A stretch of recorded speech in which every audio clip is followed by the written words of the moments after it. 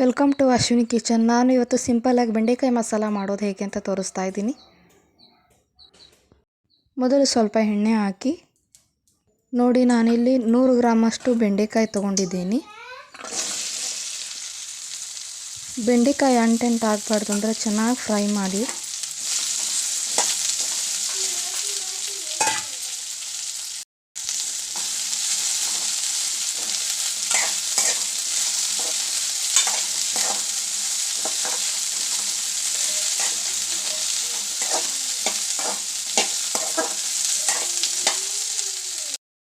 ನೋಡಿ, ಈಗ ಇದು ಫ್ರೈ ಆಗಿದೆ. ಇಷ್ಟ ಆದರೆ ಸಾಕು.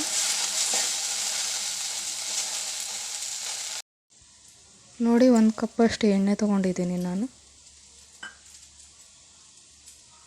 ಸ್ವಲ್ಪ ಈರುಳ್ಳಿ ಲೈಟ್ ಕಲರ್ ಬರೋ ಹಾಗೆ ಫ್ರೈ ಮಾಡಿ.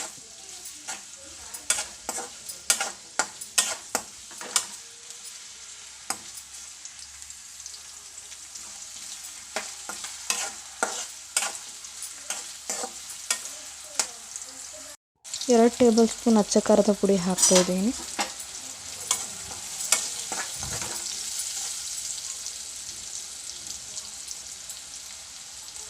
ಸ್ವಲ್ಪ ಉಪ್ಪು ಹಾಕಿ ಫ್ರೈ ಮಾಡಿ.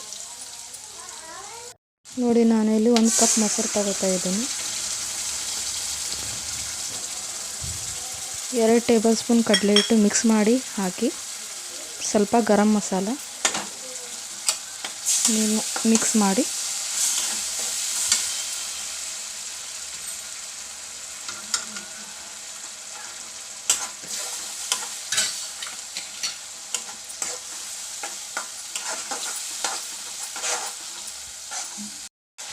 ನೋಡಿ, ಈ ಥರ ಆಗಬೇಕು.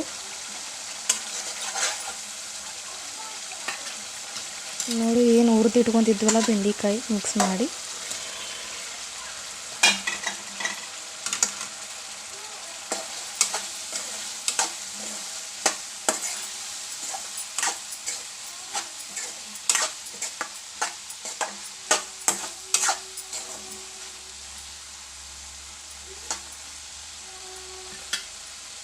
ಹತ್ತರಿಂದ 15 ನಿಮಿಷ ಪ್ಲೇಟ್ ಮುಚ್ಚಿ ಲೋ ಫ್ಲೇಮಲ್ಲಿ ಇಡಿ. ನೋಡಿ, ಈಗ ರೆಡಿಯಾಗಿದೆ. ಕಲರ್ ಕೂಡ ಎಷ್ಟು ಚೆನ್ನಾಗಿ ಬಂದಿದೆ ನೋಡಿ ಎಷ್ಟು ಚೆನ್ನಾಗಿ ಬಂದಿದೆ. ಈ ವಿಡಿಯೋ ಇಷ್ಟ ಆದರೆ ಲೈಕ್ ಮಾಡಿ, ಸಬ್ಸ್ಕ್ರೈಬ್ ಮಾಡಿ. Thank you for watching.